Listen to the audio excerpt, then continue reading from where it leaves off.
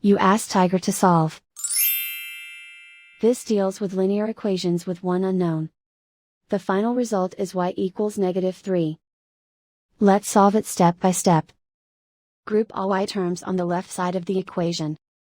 Add 2y to both sides. Group like terms. Simplify the arithmetic. Group like terms. Simplify the arithmetic. Group all constants on the right side of the equation. Subtract 9 from both sides. Simplify the arithmetic.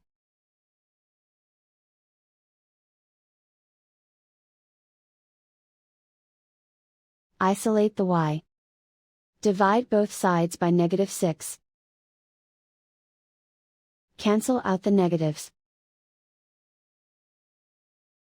Simplify the fraction. Move the negative sign from the denominator to the numerator. Find the greatest common factor of the numerator and denominator. Factor out and cancel the greatest common factor.